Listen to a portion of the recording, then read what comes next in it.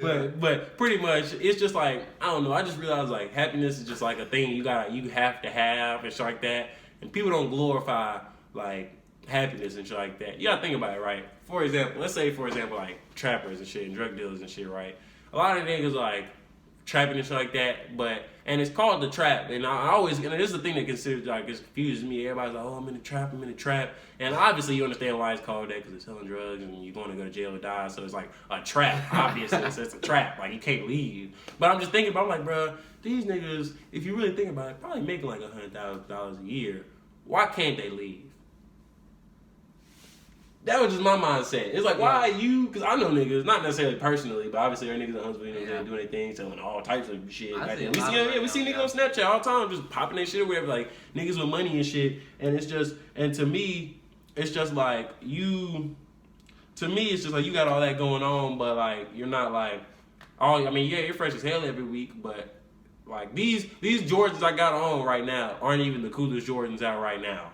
That's the thing, and I mean they were cool. They were cool for about a week and a half. Lost its value. Yeah, they lose their value. I can't sell these for as much as I bought them for. I mean, I could probably, but you know what I'm saying. Like, it's just a value thing. That's why for me, I ain't never really gave a fuck about like buying certain Jordans and shit. Like trying to buy every week and shit like that, because it just came to a point where I'm like, all right, are you doing this because you like the shoes, or are you doing this because it's just like, oh, the new Jordans come out, let me get a full black pyramid outfit. And then get the new Jordans, and then tilt my hat a little bit, and then I got something going on for myself. That shit just always seemed kind of confusing to me, and it just wasn't that hard to me, honestly. It still ain't really that hard to me. I don't know. So I just always just kind of been a more of a just like a myself thing. But finding peace, I'm really just distancing myself. Not even distancing myself from everybody, just kind of distancing myself just from the eyes view, just from the situation. Like, I feel like in middle school, I feel like to be, not even in middle school, like middle school, high school, and life, to be a part of the mix, you have to openly, like, put your opinion and shit out there and, like, be a part of the mix. Yeah. But I also realized, like, early on, trying to be a part of the mix and shit only causes, like, issues. Honestly, there aren't really entertain a clown. Yeah, there are no part of the circus. I heard that. Yeah, there are no positives out of like trying to be in the mix and shit like that. Like still now, like right now to this day, there are still niggas who like are still like heating with niggas and like fighting these niggas that they have beef with. They've had beef with for years and shit like that, and it just seems confusing to me at this point, because it's like, well, for y'all to both be beefing about this, that means every day y'all think about like, oh, if I see this nigga, I'm killing him. That just seems like a whole lot of like, or if I'm gonna see this nigga, I'm gonna beat him up and this and that. And it just seems like a whole lot of toxic masculinity. That's what I noticed a lot of really when we was in Sparkman, because it was just like girls never really like said shit to me really about my dressing, honestly.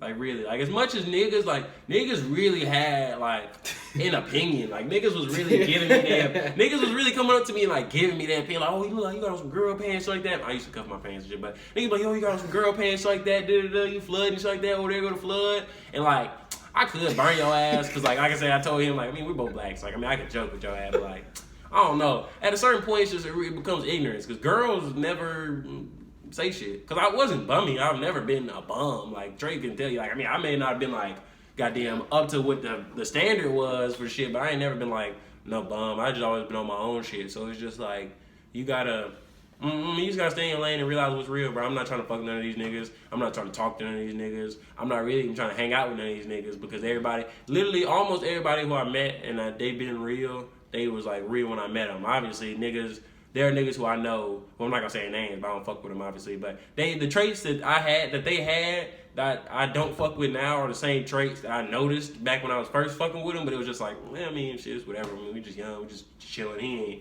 I'm not really thinking too much about it. But you do have to think too much. You do got to think a lot about, like, who you have around your circle and shit like that. Because me and Trey were, like, we're still good friends. I don't really say, like, I have, like, this myself and people. It's just, like, you know, I smoke. I don't know if that's the thing to say about the video. Trey doesn't smoke. So it kind of comes to a point where it's like, all right, well, I mean, you hanging out, I'm smoking, you're not smoking. I don't know.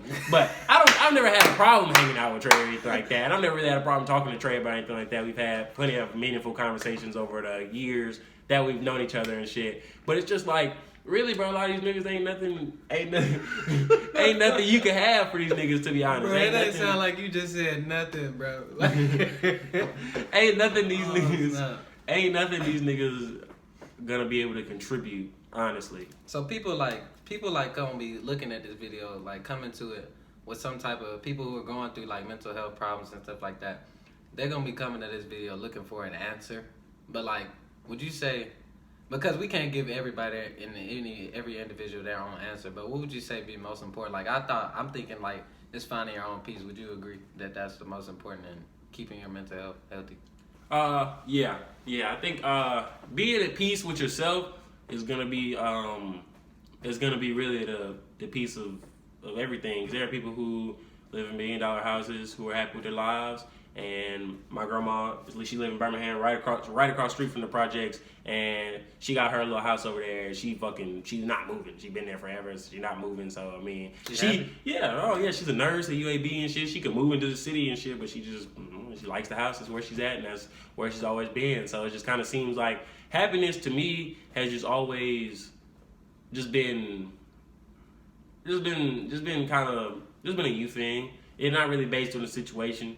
Money can buy happiness. People say like, oh yeah, money can't buy happiness, but money can't buy like happiness. Like it can make you happy. Like I can buy a sandwich and I'm gonna be happy as fuck because I got me some food. Or I can buy me a little hoodie. I'm like, ooh, I'm gonna flex on whoever and and I'm gonna be happy. But like money can't really invest into happiness unless you're really like buying something meaningful that you can reinvest into yourself like that. Like let's say I want to be a writer, buy me a fucking writing machine or buy like writing lessons or I don't know. My best suggestion would really just to be because a lot of everything in the world is stemmed from money and money seems to be the cause of things.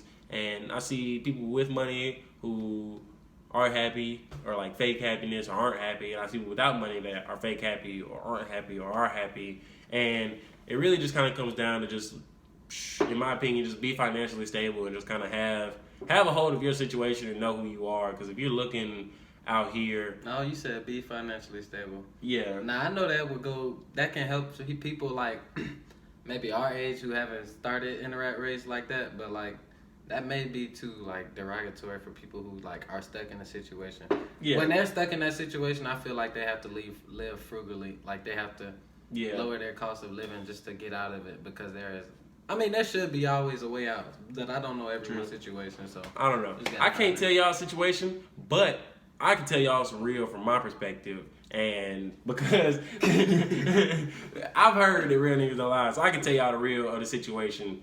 The world is meant, not necessarily meant, but the world chews people up and spits people out. And not saying this like, oh, you got to get hard or oh, your depression isn't real or something like that. Like a lot of people are gonna come at you and say, I'm gonna just tell you that you might just need to get more of a grip of your situation of what you have going on, and you just might need to try to fix whatever problem you're having. Like if you're having debt, instead of spending your money on whatever it is you're thinking that's making you happy to suppress the debt, you might need to, put your money more towards that. Go get you a friend group, you know what I'm saying? Go do that. That's important to have your own like friend group. Like people they like promoting being solo, but if you're depressed and you're solo, like it's only gonna promote the depression. So like you gotta being solo is only.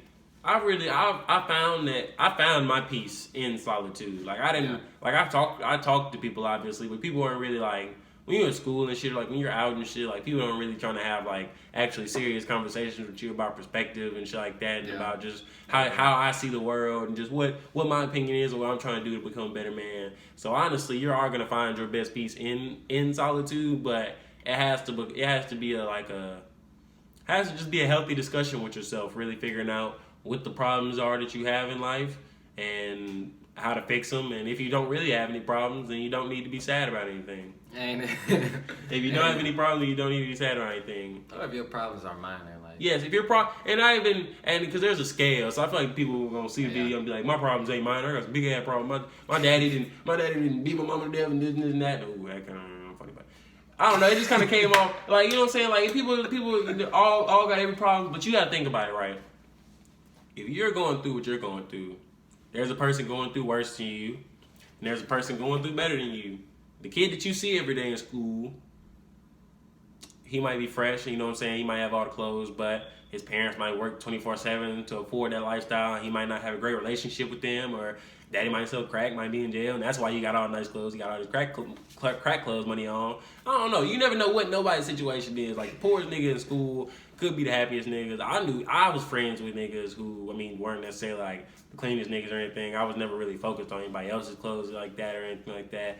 Me and my homeboys in middle school was trading shoes.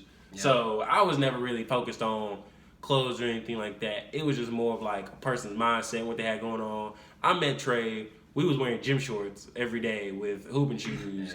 We wasn't wearing like Jordan and shit like that. We was, like I said, hooping shoes, shorts, and a white t-shirt. And you're probably hooping and sweating all day. And looking back on it, it's probably musty as fuck all day. Because like I said, that's all we did. That's all we did was fucking hoop. But like, I mean, we was happy though. We didn't really care about nothing else. I really could go. I wish I could go back to them times, but that's just kind of how it be. It's just kind of like finding your own happiness and shit with situations. But yeah, no, those were funny. Those were fun times.